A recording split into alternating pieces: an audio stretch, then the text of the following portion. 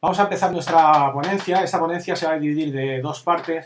La parte que me pertoca, en este caso a mí, iniciaré yo la ponencia. Voy a tratar lo que es el tema conductual de lo que es el suicidio. Como todos ustedes saben, el día a día de un policía, y ya que vamos a hablar del suicidio policial, el día a día de un policía se compone de compartir muchísimas horas con compañeros y compañeras en los que, aparte de prestar servicio, pues son muchísimas horas del servicio que dan para mucho.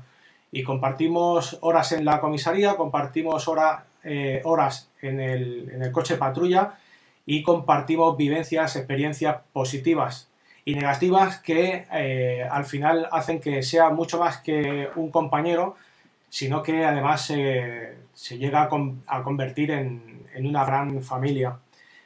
En el caso de, los compañeros, en el momento en el que nosotros compartimos tanto tiempo con ellos, compartimos parte de nuestra vida con los compañeros dentro del coche patrulla, tenemos la oportunidad de, aparte de afianzar esa relación, tenemos la oportunidad de conocernos en profundidad. Y yo creo que la mejor forma de poder prevenir una conducta suicida, o por lo menos poder tener la oportunidad de adelantarnos en prevención a un comportamiento suicida, es el conocimiento en profundidad de la conducta basal o de la conducta normal de una persona, en este caso de un compañero. De hecho, nosotros vamos a poder tener mejores oportunidades para poder prevenir una conducta suicida en nuestro entorno más cercano. Hablamos de nuestro entorno familiar, o podemos hablar también, en este caso que nos ocupa, de nuestro entorno profesional, que es el de los compañeros policías. En mi caso, por ejemplo, yo comparto horas y horas con mi compañero de patrulla, y lo que me gustaría compartir con vosotros es una historia basada en dos policías, y que posiblemente va a reflejar la forma en la que se producen este tipo de hechos, y en las que tenemos la oportunidad de poder discriminar cuando verdaderamente un compañero tiene algún tipo de conflicto, y poder realmente discriminar si ese conflicto es un conflicto temporal o pasajero, o es un conflicto importante en el cual pues incluso puede acabar en un desenlace fatal, como sería el quitarse la vida mediante el suicidio. Pues les voy a hablar de Juan y de Luis, dos compañeros policías de cualquier cuerpo de policía del mundo, que comparten servicio hace aproximadamente 15 años. Juan tiene 47 años, Luis tiene 58 años. En particular vamos a hablar de las vivencias que han tenido estos dos policías. Por ejemplo, Luis es una persona extrovertida, es una persona amable. De por sí, Luis es una persona positiva, siempre lo ve todo en positivo, así lo conoce Juan, así conoce a su compañero Luis. Es bromista, y puesto que al final nuestro oficio es un trabajo que es serio, es un trabajo en el que nos comportamos de forma formal, pero en la intimidad de la patrulla, del binomio, pues también se comparten otro tipo de vivencias en las que te da la oportunidad, pues eso, de hacer bromas y de poder hablar de todo tipo de cosas. Luis es una persona sonriente, normalmente siempre está sonriendo, y de hecho cuando van en el patrulla, Luis es un tipo súper hablador. Es un tipo que continuamente va hablando, y eso pues ya saben ustedes, las noches que se hacen tan largas, pues tener un compañero que es hablador, pues por lo menos las noches se hacen mucho más llevaderas y te permiten llevar mucho mejor el servicio. ¿Cuál es el defecto que tiene Luis, o que se considera el defecto que Juan considera que tiene Luis? Pues que Luis es especialmente rencoroso. Es una persona bastante rencorosa, se la guarda todas. Cuando tiene un problema con alguien, normalmente ese problema se lo lleva consigo y se lo lleva ahí guardadito, lo lleva bien adentro, y eso pues al final a todos nos llega a perjudicar. Bueno, desde hace un tiempo y en el transcurso de estos 15 años que llevan trabajando juntos, Luis tuvo una experiencia traumática que fue la muerte de su madre hacía aproximadamente unos 5 años. La muerte de su madre, Luis la vivió pues, de una forma como la solemos vivir pues, la mayoría de las personas, ¿no? Una pérdida importante en tu vida y por lo tanto estuvo una temporada haciendo el duelo normal que se suele hacer por la muerte de un ser querido y poco a poco fue retomando su conducta normal, pero Juan pudo identificar perfectamente que Luis estaba pasando por un mal momento. Después de esos 5 años y hace relativamente poco tiempo, Juan pudo identificar que Luis llevaba unos días que, bueno, estaba así un poco apático. No se relacionaba con los compañeros, o prácticamente no se relacionaba con los compañeros. Si tenía contacto con alguien, normalmente era con Juan, pero con el resto de la plantilla, pues Luis estaba bastante apático. Cuando Juan le pregunta a Luis, ¿qué te pasa? ¿Va todo bien? Luis le responde, puf, voy, que ya es mucho. Es decir, una pregunta a la que realmente pues cualquier otra persona que le preguntan, pues va todo bien, normalmente o se responde o sí o no, o por qué sí o por qué no. Bueno, pues Luis le responde a Juan que, bueno, que va tirando, que ya es mucho. No le alarma este tipo de comportamiento, de hecho son respuestas a este tipo de preguntas que solemos hacer a nuestros compañeros y que es una respuesta habitual y sobre todo en la sociedad en la que vivimos hoy en día. Y bueno, al final, pues durante el transcurso del servicio de ese día, pues Juan finalmente le pregunta a Luis, oye Luis, ¿va todo bien? Luis le reconoce de que no va todo bien, que de hecho... ¿Hola? ¿Se me escucha bien? Venga, pues continúo. De hecho, Luis le reconoce que no va todo bien, que va a separarse, que ha tenido un problema importante con su mujer de toda la vida. De hecho, solo ha tenido esa pareja y con la que comparte pues, su vida y sus hijos y va a separarse, por lo tanto, pues está viviendo una situación complicada en su vida. Con el paso del tiempo, Juan puede observar que la conducta de Luis está empezando a cambiar.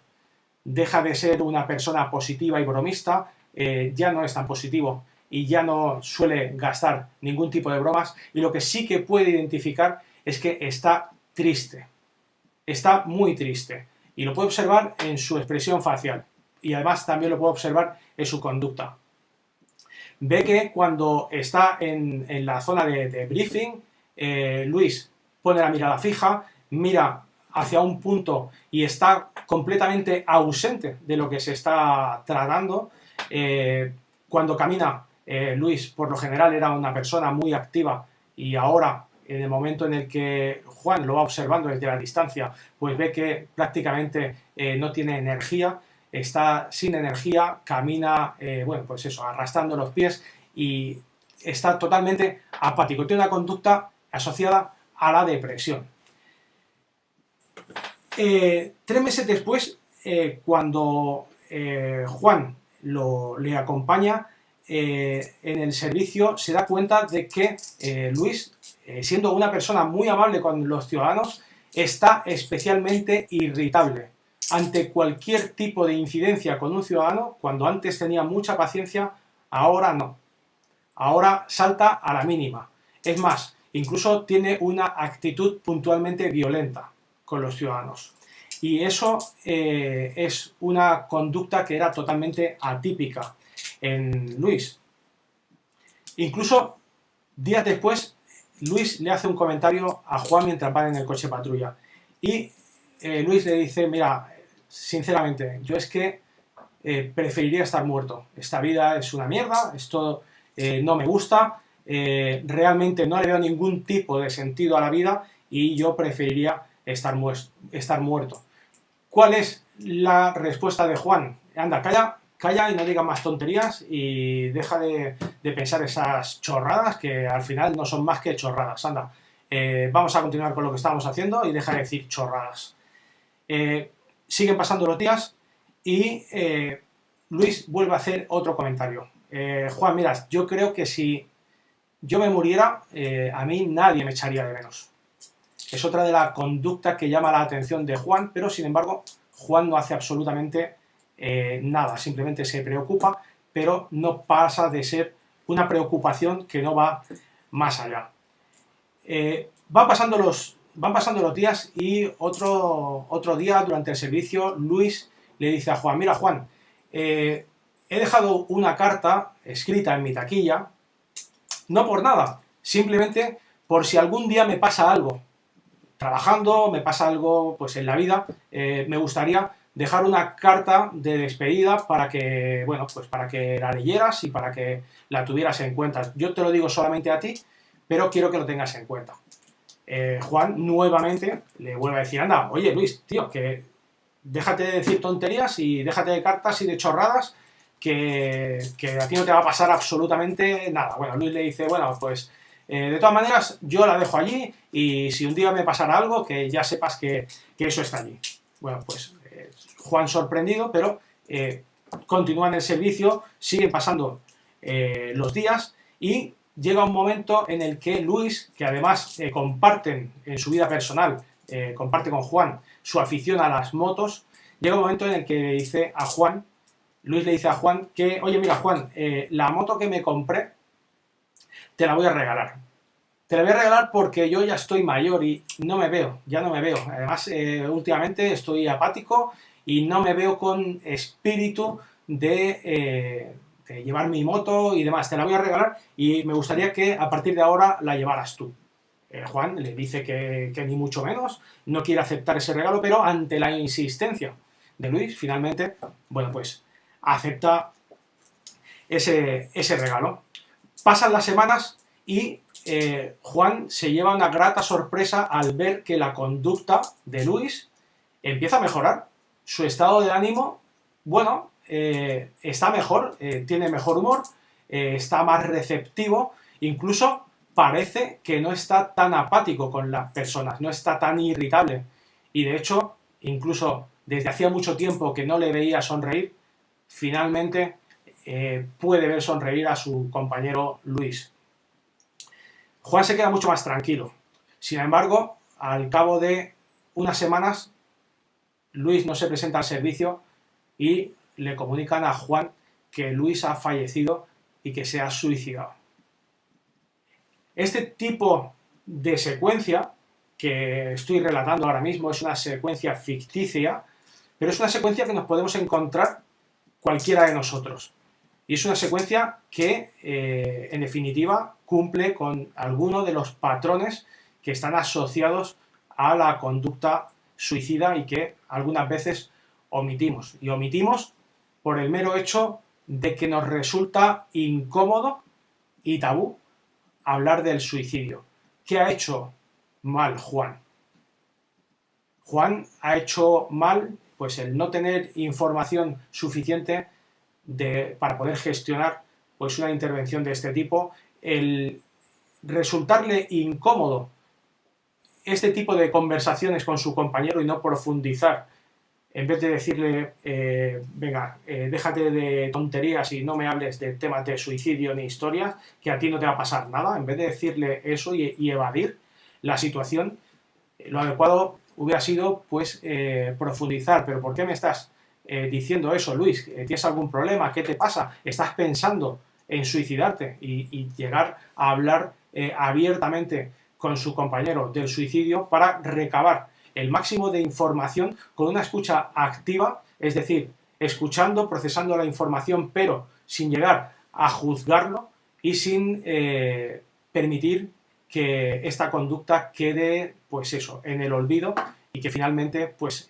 su compañero, por falta de recursos, se haya quitado la vida. Porque no olvidemos que una persona que se suicida se quita la vida porque no tiene suficientes recursos para afrontar la situación que está viviendo.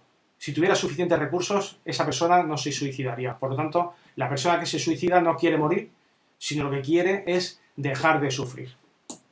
Y ahora vamos a ver cómo se va componiendo todo este intervalo, toda esta secuencia que hemos descrito y cómo lo vamos haciendo a través del análisis de la conducta no verbal y por qué tiene una respuesta en la comunicación no verbal o conductual de nuestro compañero o de nuestra compañera.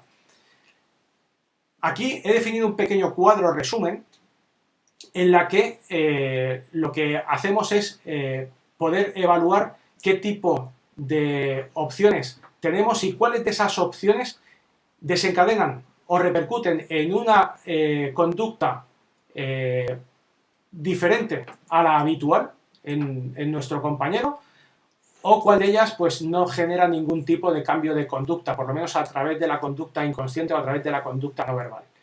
Cuando un compañero tiene un problema o tiene un gran problema, hay dos opciones. Una de ellas es tener suficientes recursos personales para solucionar ese gran problema, y en el momento en el que se tienen recursos personales para solucionarlo, deja de ser un problema y por lo tanto sería el final del problema. Y para que no haya ningún tipo de repercusión, las únicas posibilidades serían: una, tener suficientes recursos personales, estar dotado de habilidades o de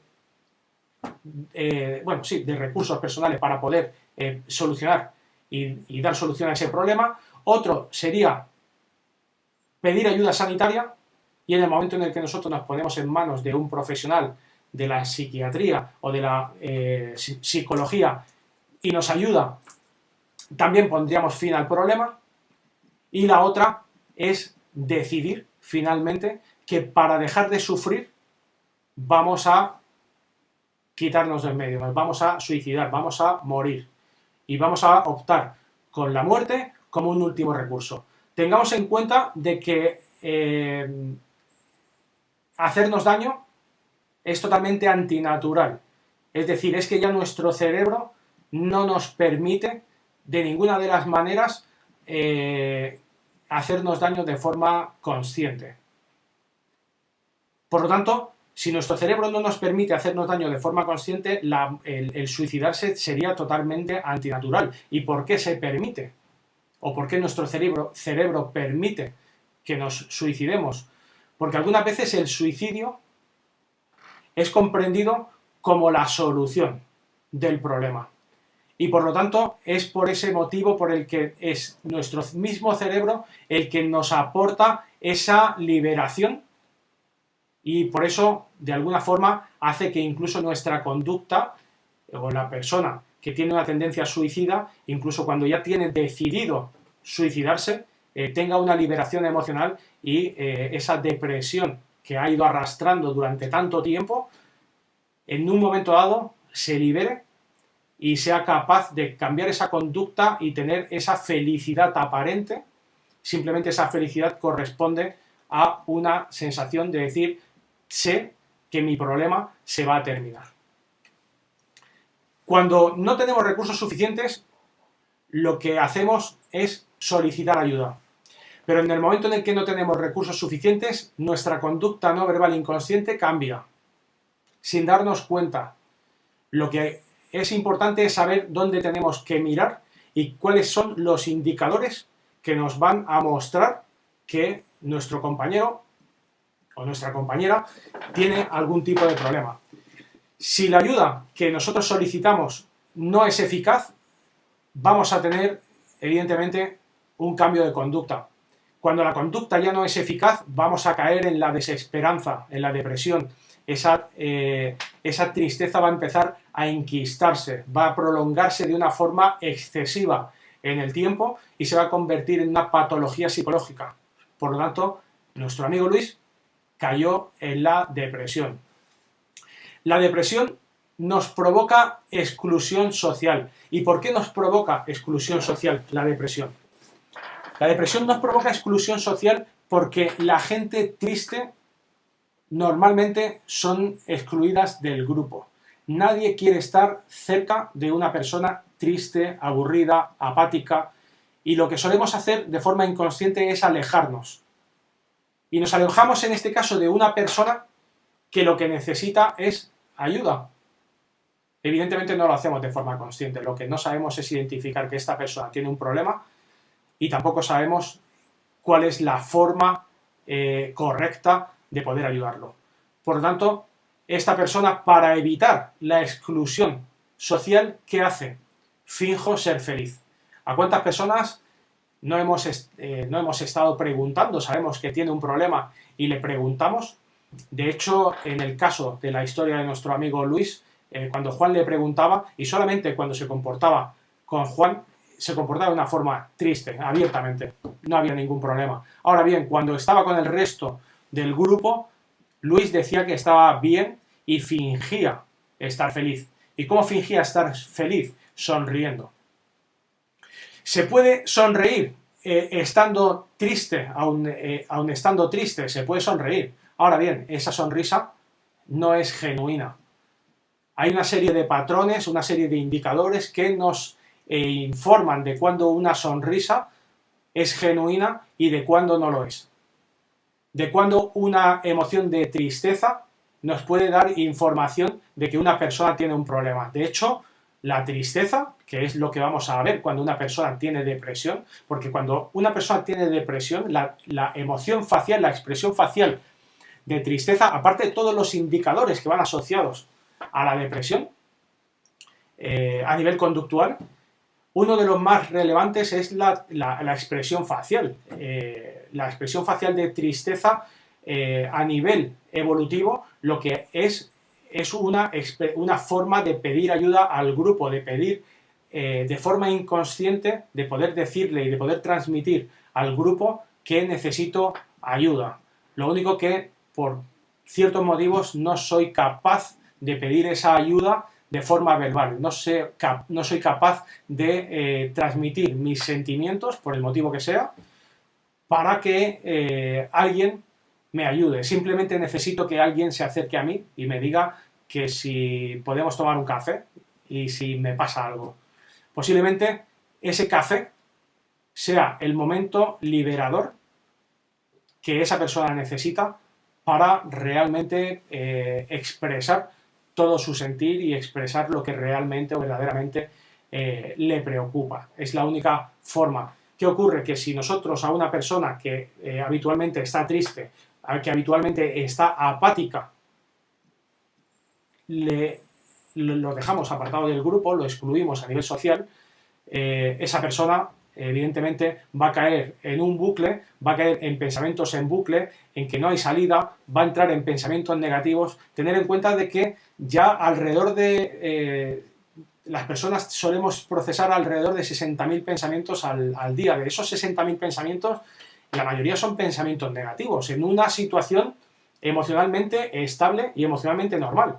Imaginaros cuando esa situación además es una situación de una persona que está depresiva y de una persona que tiene verdaderos problemas. Pues los pensamientos son mucho más en bucle y lo que eso te lleva es a un sufrimiento extremo, a empezar a tener pensamientos suicidas y finalmente llegar a tener una decisión suicida y ya plantearse pues la regla de los 3 síes, ¿no? El tener decidido que voy a suicidarme, el saber cómo voy a hacerlo y el saber cuándo voy a hacerlo. Cuando se cumplen esos 3 requisitos, pues la cercanía del desenlace suicida pues suele ser prácticamente inminente.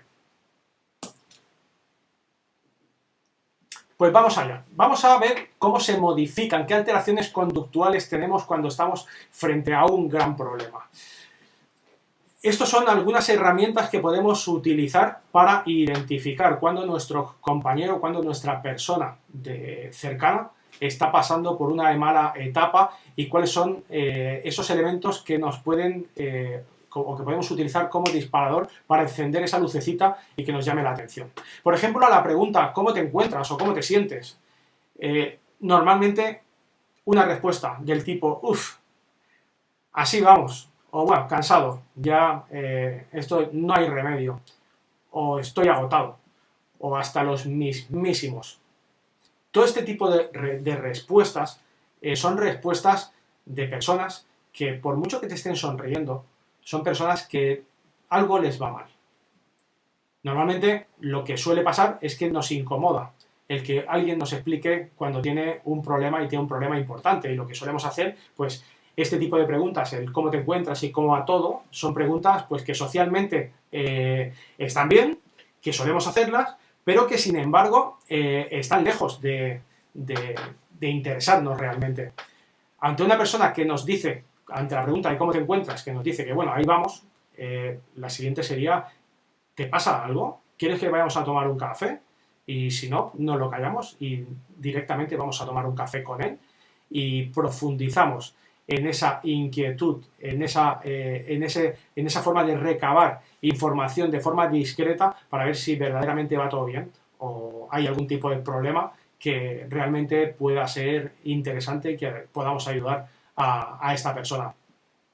Comentarios descontextualizados relacionados con la muerte o con el suicidio. Imaginaros que vamos en el coche patrulla y el compañero Luis durante toda la noche está callado. Está mirando el teléfono móvil, está completamente callado y llega un punto en el que hace ese comentario que decía, ¿no? Yo creo que no pinto nada en este mundo y a lo mejor si me muriera nadie me echaría de menos. Es un comentario que está totalmente descontextualizado cuando realmente no se está hablando de la muerte o no se está hablando de esa problemática en sí. Comentarios recurrentes relacionados con la desesperanza. Pues esos pensamientos en bucle que finalmente pues poco nos ayudan a la hora de poder salir de una conducta depresiva. ¿Os acordáis cuando os hablaba de la tristeza? La tristeza a nivel facial la vamos a poder reconocer con una serie de indicadores. Muy a grosso modo y muy por encima os voy a comentar los más comunes y los que vamos a poder identificar más fácilmente. El primero de ellos es el arqueamiento interior de la parte de las cejas y se forma en la parte central, fijaros aquí, en esta zona de aquí, se forma una pequeña arruguita. Esta pequeña arruguita nos está informando, esta contracción de la parte interior de las cejas nos está informando de que esta persona está triste. Y no solo nos está informando eso, es que ese tipo de expresión facial en ese determinado contexto nos está informando de que esa persona necesita ayuda, nos está pidiendo ayuda de una forma no verbal, nos está pidiendo ayuda sin palabras. La siguiente sería esa mirada perdida que hacía Luis en los briefings, mientras todo el mundo estaba pendiente de lo que se estaba diciendo, él tenía la mirada fija, la mirada perdida y estaba totalmente ajeno a lo que allí estaba ocurriendo. La forma de U invertida en los labios, el decaimiento en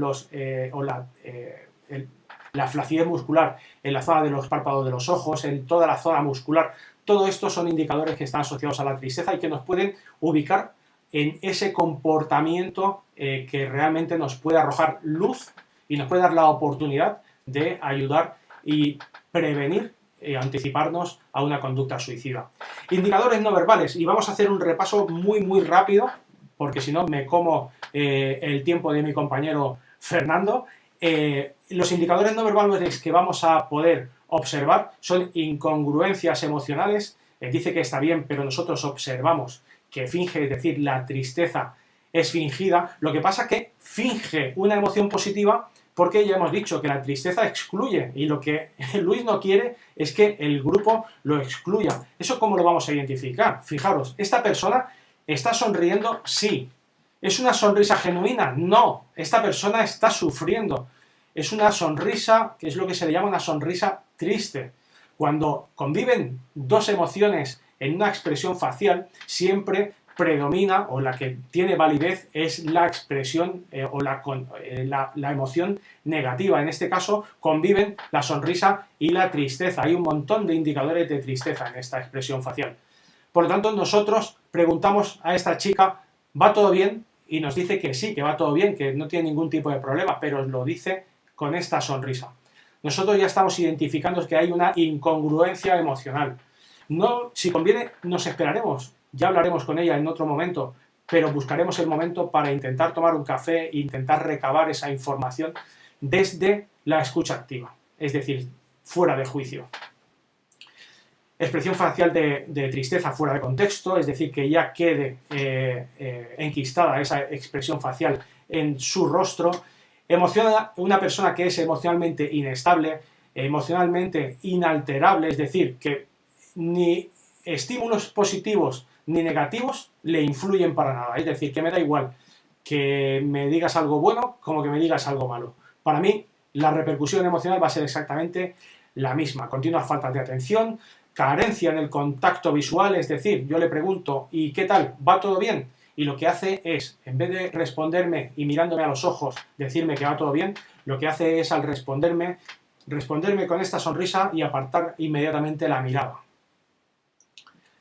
Cambios de conducta extremos, llanto fuera de contexto, ojos vidriosos, es decir, que vemos a Luis que viene de su casa y cuando llega a compartir ese ratito contigo, pues lo ves que tiene los párpados inflamados, los ojos, lo que es la esclerótica del ojo, la tiene enrojecida. Todos esos son indicadores que son de interés.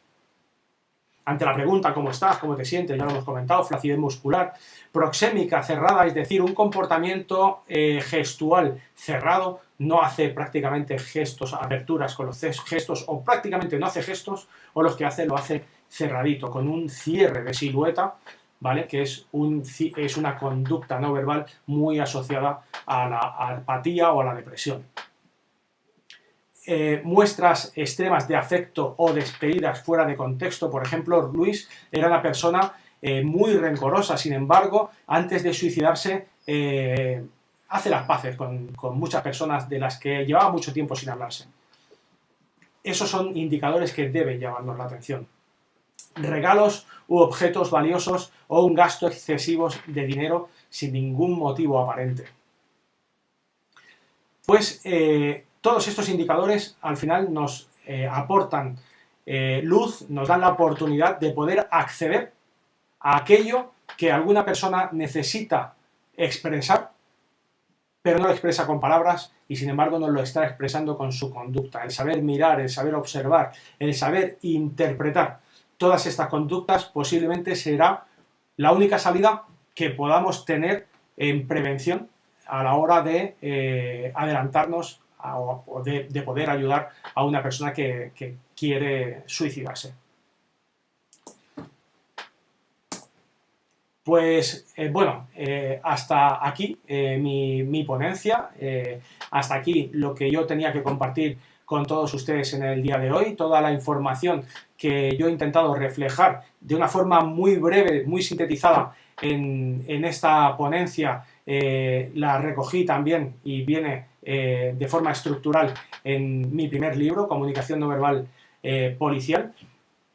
Y darles a todos ustedes las gracias por este ratito que han prestado atención a lo que yo he intentado o he querido expresarles y compartir con todos ustedes. Y ahora les dejo con mi compañero Fernando, que estoy seguro que van a disfrutar de las cosas que tiene que compartir con todos ustedes. Así que, Fernando, bienvenido, buenas tardes y todo para ti.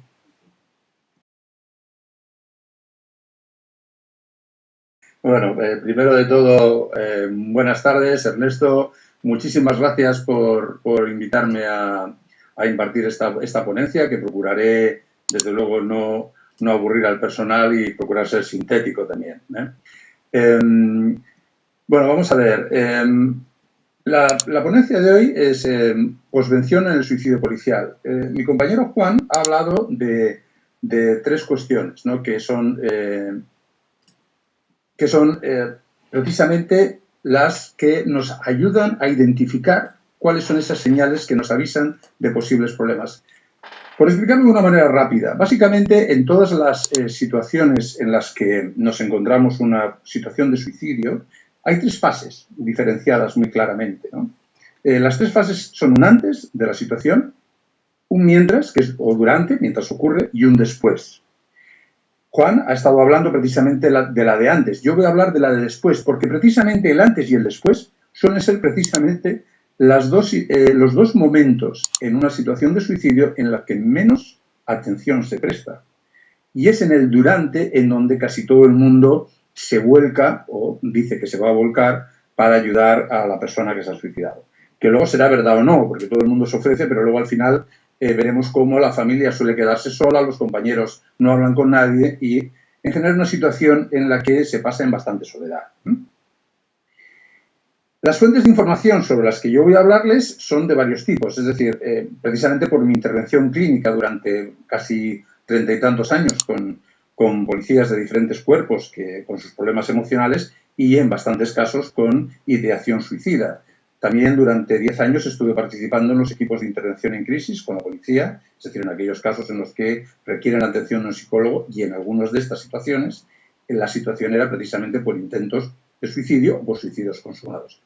Y luego también, cuando estábamos en el año 2012-2014, que estuvimos elaborando un libro sobre, que tienen aquí la portada, que es La realidad de los enfrentamientos armados, también empezaron a salir informaciones colaterales de policías que, quizá por la faceta emocional que tenía este libro, o lo que estábamos entrevistando, estos policías, entrevistamos a cerca de 30 policías en España que habían estado implicados en algún tipo de enfrentamiento armado, pues ese aspecto emocional pues también fue derivando a que otros policías nos empezaran a contar sus problemas a nivel emocional y cómo en algunos casos conocían compañeros que se habían quitado la vida o ellos mismos con ideación suicida. Luego también en el doctorado que estoy realizando sobre suicidio policial he podido entrevistar por ahora unas 40 personas, allegados, policías, etcétera, que han estado en contacto directo o indirecto con policías que se han quitado la vida o con policías que han intentado quitarse la vida. Y además la bibliografía sobre el tema. Para que se hagan una idea genérica de los suicidios policiales en España. Nada de lo que yo voy a decir en esta ponencia, por supuesto, me gustaría que pensaran ustedes que se puede aplicar a todos los países o todos los lugares. Sí que es verdad que hay elementos comunes, pero también es verdad que hay elementos que no pueden ser comparados. Por lo tanto, yo sí que les agradecería una comprensión en ese punto. No quiero generalizar a todo el abanico de la policía del mundo entero, sino que, como ustedes seguramente sabrán, hay factores que sí que pueden ser extrapolables y factores que no lo son. Aquí tienen una estadística desde el año 2016 en la que, bueno, pues pueden ver la GC significa Guardia Civil, CNP, Cuerpo Nacional de Policía, PA, Policía Autonómica, PL, Policía Local. Verán por año los números de suicidios que se han ido produciendo. Este año llevamos 9 suicidios de agentes de policía. Ha habido años en los que ha habido bastantes más. No tengo aquí consignados todos los años, pero así se pueden hacer ustedes una idea de los suicidios de los que tenemos constancia, porque un elemento habitual en el suicidio policial es precisamente el silencio. Es decir, la gente no habla de estas cosas. Y dentro de lo que es la propia cultura policial, que ustedes ya conocen, que es una cultura bastante cerrada en sí misma, yo conozco bien la policía en España, después de tantos años, pues esa cultura se ha ido abriendo progresivamente con el paso de los años, pero aún así todavía persiste ese tabú, como comentaba Juan, a hablar de que un policía se ha quitado la vida. Parece que cuando un policía se ha quitado la vida parece que ha fracasado todo el sistema, ¿no? Y en cierta manera es verdad, en cierta manera una parte de ese sistema no ha hecho las cosas bien, aunque por supuesto jamás debemos culpar al sistema por definición de los suicidios que ocurren en el ámbito policial. Juan y yo precisamente estamos trabajando actualmente en el diseño y elaboración de protocolos de intervención a nivel operativo policial, es decir, desde una perspectiva policial y a nivel psicológico o social, para mejorar o para que el policía pueda tener herramientas más útiles y prácticas en caso de encontrarse con situaciones de X calado, de diferentes ámbitos. Y concretamente estamos desarrollando una precisamente para el ámbito de la intervención policial en los suicidios, tanto en el suicidio con el que se encuentra el policía en su trabajo cotidiano, los intentos de suicidio, como en los suicidios policiales, es decir, precisamente el cómo prestar ayuda y cómo llegar a ese compañero para hacer un poco de prevención sobre el terreno. Bien, lo que les decía antes de la cultura policial ha impregnado hasta tal punto que incluso hasta la población general tiene una serie de creencias comunes sobre la policía que no se contrastan con la realidad en absoluto. Por ejemplo, que los policías no tienen problemas emocionales, son hombres y mujeres duros, ¿no? Como si estuvieran por encima de cualquier tipo de sufrimiento, de malestar, de que nada les afecta y todo les resbala, quizá porque están muy acostumbrados a ver cosas terribles, ¿no? Muertes, asaltos, etcétera, etcétera. ¿La realidad cuál es? La realidad es que mueren más policías por sus propias manos que en enfrentamientos armados, es decir, al menos en España. En este momento sabemos que los enfrentamientos armados producen un número determinado de bajas muy bajas en nuestro país, dentro de la policía, pero sin embargo sí que el policía, utilizando su propia arma reglamentaria, está dando cuenta de un 90% de los casos de suicidio policial. Los policías no son hombres duros, son personas, son seres humanos que precisamente en su intento de mantener esa imagen de dureza, a veces eso supone un sacrificio y un desgaste emocional tan intenso que puede llevar a problemas mayores. Bien, en líneas generales, para comprender un poco el suicidio policial y para ver luego después lo que supone esa prevención. Hay tres circunstancias que parece que están muy asumidas y bastante consensuadas entre todos los investigadores para suicidarse y que se aplican tanto a la población en general como a los policías, porque en último término y por mi experiencia personal, un gran número de policías que se suicidan no lo hacen por situaciones muy diferentes a las que se puede suicidar una persona que no sea policía. Yo no quiero decir con esto que no haya casos en los que el trabajo específico, problemas de acoso, problemas de malestar, etcétera, puedan suponer un elemento más. Pero recordemos que todo suicidio nos cuenta una historia. Y esa historia tiene un inicio y, por desgracia, tiene un final triste y doloroso para muchas personas. Pero ese inicio, ese desarrollo, puede suponer la acumulación de diferentes factores, entre los cuales el más relevante puede ser el que dé el empujón final. Ese más relevante podría ser problemas de tipo laboral, pero por mi experiencia personal, al menos en las policías que yo he evaluado, he entrevistado y a nivel de nuestro país, de España, los casos más frecuentes tienen mucho que ver con aspectos emocionales de relación y que además se asemejan un poco a los problemas que se encuentran en la sociedad, lo cual nos habla de que evidentemente el policía es un ser humano, primero de todo, con sus emociones, sus debilidades, sus fortalezas y viviendo en un mundo real de seres humanos, que además es policía. Circunstancias, sentimientos de aislamiento en relación a los demás, la sensación de que uno puede ser una carga y de que uno es una carga, es decir, como ha comentado Juan, al final uno va diciendo, ¿no? Bueno, si me muriera no pasaría nada, ¿no? O estarían más tranquilos todos, ¿no? Y sobre todo, en otro elemento que Juan ha comentado de tener que superar ese factor casi biológico, evolutivo, de que nosotros biológicamente estamos prediseñados para sobrevivir y reproducirnos y evolucionar. Entonces, quitarnos del medio, matarnos, va contra toda la carga biológica evolutiva que tenemos ya preconfigurada. Y por lo tanto hay que tener esa capacidad para sobreponerse al dolor y al miedo asociados al acto suicida. Es decir, no pensemos en absoluto que las personas que se suicidan, porque yo a veces escucho tonterías como esto es de cobardes, bueno, bien, son formas de hablar. Supongo que son maneras de distanciarnos, ¿no?, de la situación, ¿eh? Porque cuando hablamos del suicidio, la tendencia general es a tratar de distanciarnos, a tratar de prejuzgar y de dar un significado a ese suicidio, muchas veces incluso muy doloroso para las personas que han perdido a ese ser querido, ¿no? Por lo tanto, el suicida necesita superar ese instinto de supervivencia. ¿Y cómo lo va a hacer? ¿Y el policía cómo lo va a hacer? Pues el policía, al igual que cualquier otra persona, tiene que ir desensibilizándose progresivamente, salvo que estemos hablando de un suicidio de tipo impulsivo, que es más frecuente en personas con trastornos mentales severos y no tanto en la población general, ¿eh? Tiene que haber una serie de experiencias que le faciliten al sujeto, en este caso el policía, adecuarse a la muerte y a situaciones peligrosas. Es decir, la vida del policía día a día incluye situaciones que le desensibilizan ante la muerte, que le desensibilizan ante el sufrimiento humano, ¿no? Muchos policías también van haciendo, incluso realizan actuaciones de tipo, podríamos decir, salvaje, es decir, para probarse a sí mismos y perder el miedo. Algunos lo hacen automutilándose, es decir, haciéndose cortes. Ya sabemos las autolesiones no suicidas, estas que hablan o que son un predictor importante de suicidio. Otros, por ejemplo, son capaces de coger su coche y ponerse a 200 kilómetros por hora con el ámbito de notar ese subidón de adrenalina, de miedo, e ir desensibilizándose. Es decir, pero lo que normalmente más desensibiliza al policía es, primero, el contacto que tiene siempre a diario con la miseria humana, dolor, muerte, etc.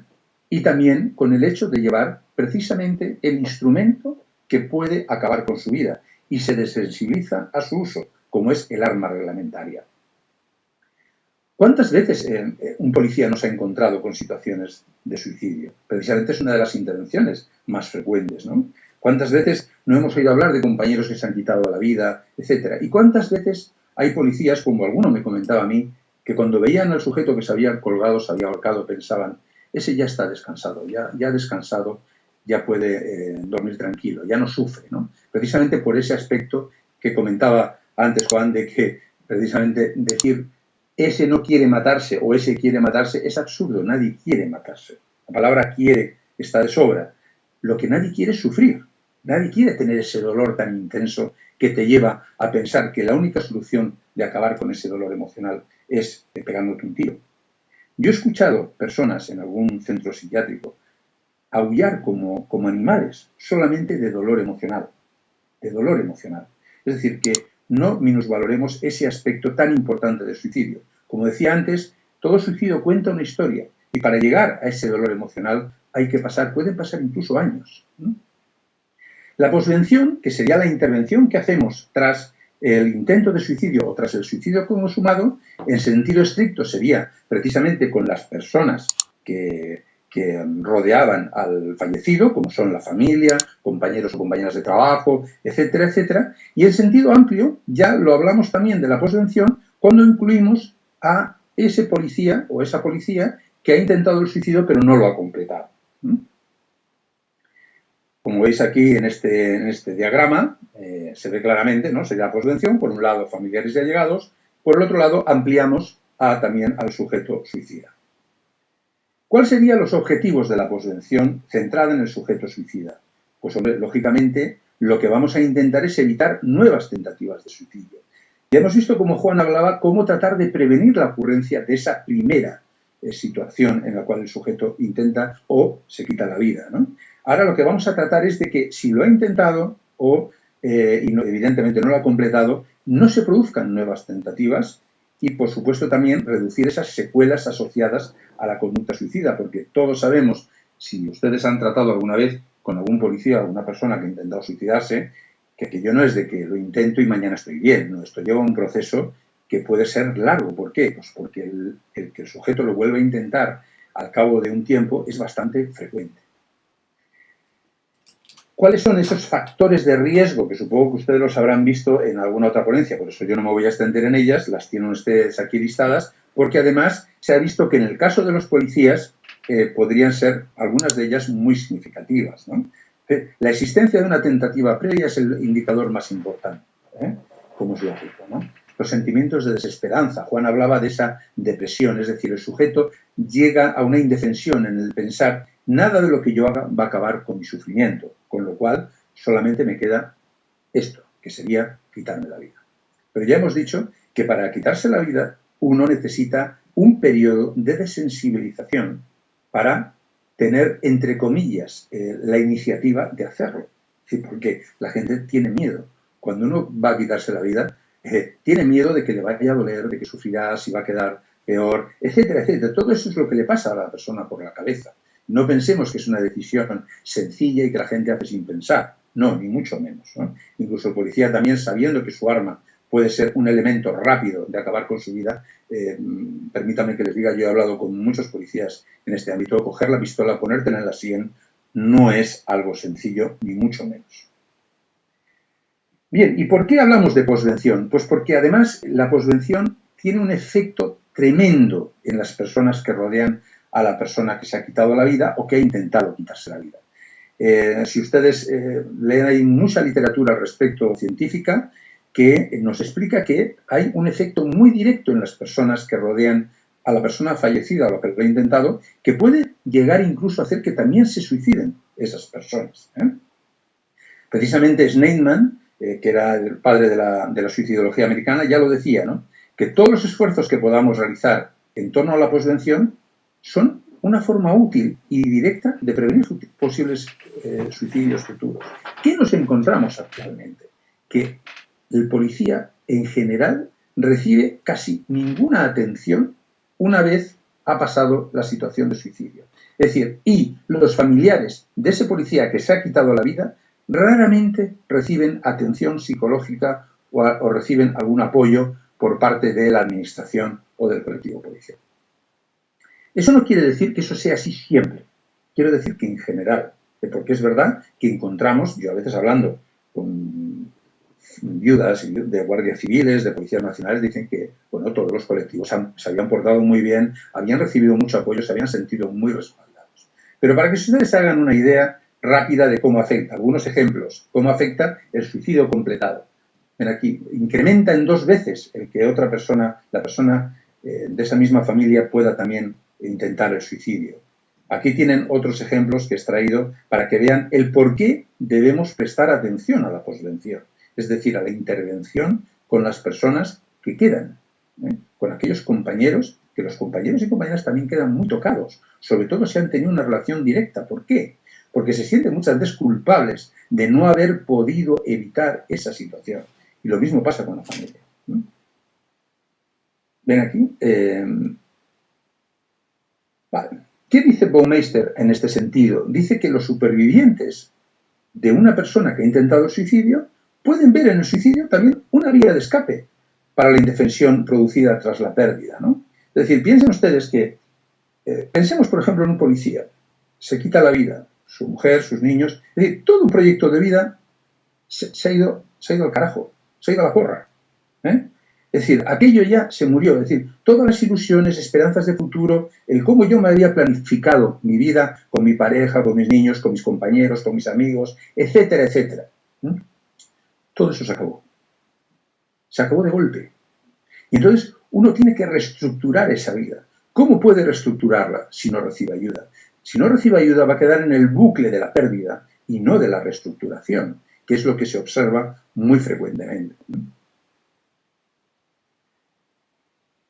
Y además, cuando se produce esta pérdida, ¿qué le pasa a la familia? ¿Cómo lo vive? O los allegados o los compañeros. Pues ya lo ven aquí. Todo ese estrés previo al suicidio, porque normalmente ha habido situaciones de depresión, de ansiedad, de angustia antes del suicidio. Luego el suicidio en sí mismo, ¿no? Cómo se ha producido. Luego también todo el funeral y los arreglos administrativos, que puede parecer que son solamente arreglos administrativos, pero tratemos de ponernos en esa situación y ver cómo la familia tiene que estar de una manera u otra reviviendo y rememorando constantemente esa pérdida, ¿no? Y luego todo ese proceso de duelo, de vergüenza, de estigma, etcétera. Porque cuando alguien se suicida, pues al final como que parece que alguien aquí tiene la culpa, alguien no ha hecho lo que toca, ¿no? Y la familia muchas veces se autoculpa de eso que ha ocurrido, ¿no? Y luego hay una serie de dimensiones distintivas de la muerte por suicidio, es decir, ¿qué diferencia a la muerte por suicidio en el impacto que tiene de otros tipos de muerte? Aquí tienen ustedes 4 elementos importantes que la diferencian y que ahora vamos a ver uno por uno de una manera sintética. El suicidio se ve como una elección, es decir, ningún otro tipo de muerte uno lo escoge, ¿no? Uno no escoge morirse de cáncer, ¿no? Uno no escoge un accidente de coche, uno no escoge otro tipo de muerte, ¿no? Pero el suicidio sí, se ve como una elección por parte del fallecido, ¿no? Es decir, en cierta manera se le responsabiliza y se le dice, bueno, se ha matado porque ha querido, ¿no? Ya vemos otra vez la palabra querido, ¿no? Y claro, esto que puede ocasionar problemas en el duelo de los supervivientes.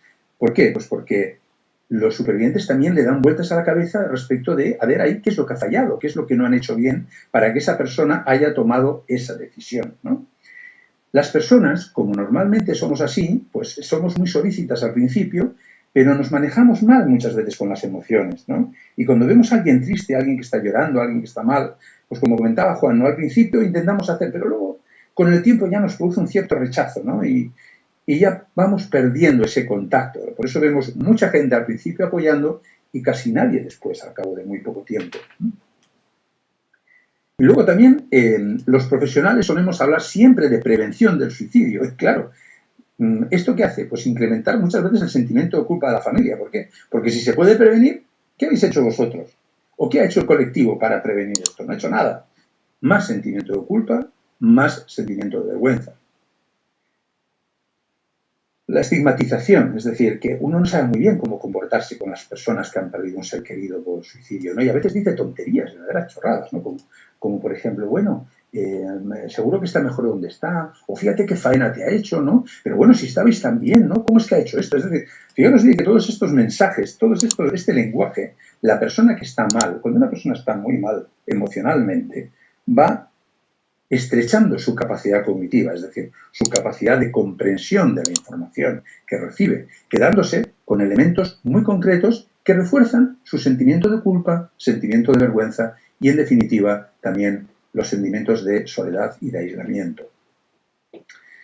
Bien, las posibilidades del estrés postraumático no son raras en este colectivo, en el colectivo de los supervivientes, y tampoco es raro en el colectivo de los policías que han intentado el suicidio y no lo han completado. Y todas las entrevistas que yo he realizado al respecto confirman estos elementos, ¿no? Los familiares, compañeros, etcétera, de lo que más se quejan es precisamente de esa falta, de la que el apoyo al principio es como una ola, ¿no? Como una ola enorme, que luego queda pues esa olita que llega a la orilla al final, en la que al cabo de 2 semanas, 3 semanas, un mes, ya nadie se acuerda de ti, ¿no? Entonces el sistema, como pongo aquí, intenta pasar de puntillas sobre tal, ¿no? E incluso muchos mandos policiales procuran que de esto no se hable en absoluto, cuando realmente hay que hablar de ello, y hay que hablar en comisaría de ello, y hay que hablar de qué ha ocurrido. Y tenemos que aprender de esa experiencia, de qué se nos ha escapado entre las manos que podríamos haber hecho. Bien, aquí tienen listados una serie de reacciones de supervivientes ante el suicidio policial, que los pueden ustedes ver literalmente. Bueno, si alguno de ustedes al final pues quiere alguna información extra, al final pongo nuestro correo electrónico por si quieren una información extra. Bien, ¿y cuáles serían los pasos para la posvención tras el suicidio en el ámbito policial? Es decir, ¿cómo tendríamos que estructurar las cosas para poder prevenir problemas de índole psicológico y emocional o psiquiátrico en aquellas personas que han rodeado familiares, allegados y otros policías para evitar que eso se desarrolle en la medida de lo posible? E incluso para que ese policía que ha hecho el intento pero no ha completado el suicidio, después podamos prevenir nuevas ocurrencias de ese suicidio. Bien, no existe ningún programa de posvención del suicidio ni de prevención del suicidio policial que vaya a funcionar al 100%, eso es evidente. Hay muchos programas y todavía casi ninguno se ha mostrado superior a otro, pero están dando en general buenos resultados. Claro, lo que da buen resultado siempre es preocuparse de la gente. Lo que da buen resultado siempre es sentarse a escuchar. Lo que da buen resultado siempre es preguntar a la gente cómo se encuentra y qué necesita. Eso siempre da buen resultado. Le podemos llamar de 1000 maneras. Podemos implicar al gobierno de España, a la administración local, a la administración central. Todo eso está muy bien. Pero si no implicamos a la gente directa que está en contacto directo con esas personas, eso no funcionará. Y ningún programa de posvención del suicidio en el ámbito policial va a funcionar si los mandos y la administración no creen en ello. Es decir, un programa de posvención en una comisaría de policía, en la policía en general, nunca va a funcionar si los mandos no lo apoyan, no creen en el sistema y no lo fomentan. Porque entonces entraremos en pasar de puntillas sobre estos. Y los mandos deben transmitir su compromiso con ese proyecto. Deben creer en él, porque esa será la motivación de los agentes que estén, o de los subalternos, que estén en ese momento en esa comisaría. No pensemos en grandes cosas, ojo. No pensemos en grandes programas. Pensemos en qué podemos hacer. Hacer un programa de prevención a nivel local no es especialmente complejo. Lo que pasa es que hay que hacerlo, y hay que creer en él, y hay que desarrollarlo. Y es necesario para eso que la cultura policial cambie en ese intento de tapar este tipo de situaciones. No, estas cosas ocurren porque somos seres humanos y sufrimos como los demás. Entonces, eso es fundamental. Por lo tanto, los pasos serían establecer un procedimiento operativo para la posvención, ¿no? Es decir, aquí tiene que quedar muy claro quién hace qué y cuándo. Y tiene que ser pocas personas. Y no tiene que ser algo que sea tan complejo administrativamente que al final nos perdamos en la burocracia y en la administración. Por ejemplo, ¿quién se debería encargar? ¿El psicólogo del departamento? ¿El mando inmediato? Pero todo el mundo debe tener claro cuáles son los pasos, qué tenemos que hacer y, sobre todo, quién va a liderar ese proyecto. Hay que tener un equipo de intervención en crisis entrenado. ¿Por qué? Pues porque precisamente cuando tenemos un aviso de que un policía está en situación de problemas emocionales, etc. Por ejemplo, las separaciones conyugales suelen ser un factor disparador importantísimo en este ámbito. si no solo de suicidio, sí de bajas por depresión, de bajas de ansiedad, etcétera, etcétera. Es decir, si no tenemos un equipo que recibe esa información y puede actuar rápidamente, desde luego estamos dejando pasar el tiempo y, como decía Juan, no estamos prestando atención a las señales que nos avisan. No tenemos que tener un equipo de especialistas, no, tenemos que tener un equipo de policías entrenados para detectar e intervenir en estas situaciones, independientemente de que después se puedan hacer derivaciones médicas, psicológicas o lo que sea.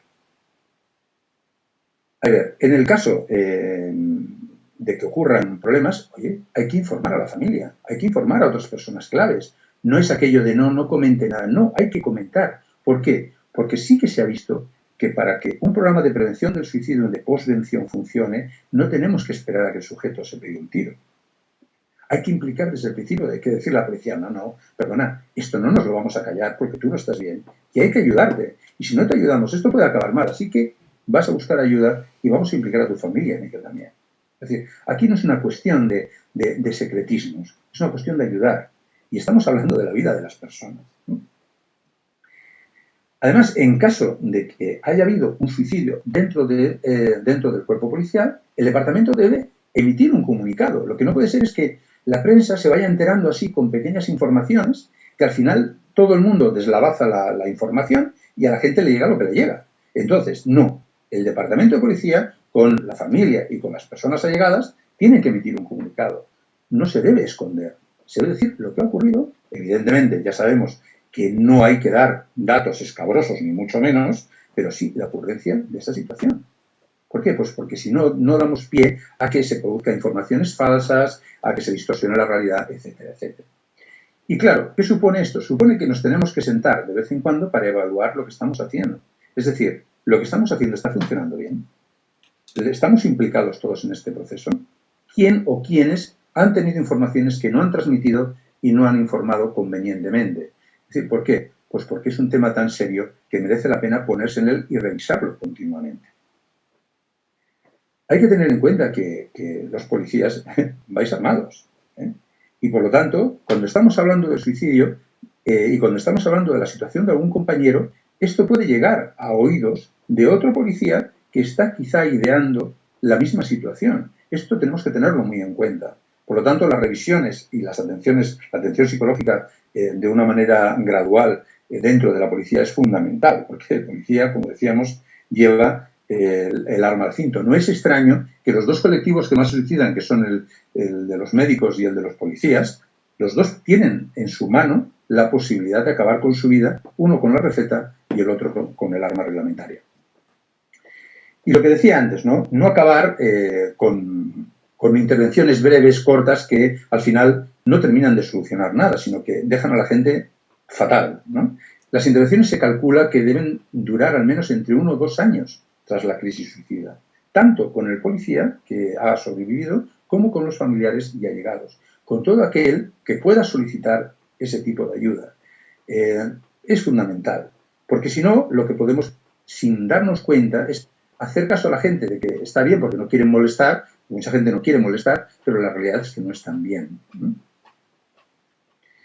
Y bueno, yo no he querido aburrirles, la verdad, he procurado ser conciso, sobre todo remarcar el hecho de que elaborar un plan de prevención de suicidio, de posvención del suicidio, debe contar con la implicación de todos, de que poner esto en marcha no es especialmente complejo si realmente hay ganas de hacerlo, y que es muy importante tanto el antes como el mientras como el después. Es decir, si nosotros tenemos lagunas en cualquiera de esos espacios temporales, tanto mientras se está fraguando el posible suicidio como durante el mismo, como la posvención, es decir, el post de ese suicidio, si dejamos lagunas de intervención en ese aspecto, no estaremos abordando convenientemente todo lo que supone el quitarse la vida, tanto para la persona que lo ha hecho como para los que se quedan aquí, que por desgracia después, durante mucho tiempo, van a seguir arrastrando problemas psicológicos y emocionales y sociales como consecuencia de esa pérdida. Pues muchísimas gracias y si hay alguna pregunta yo estaré encantado de responder.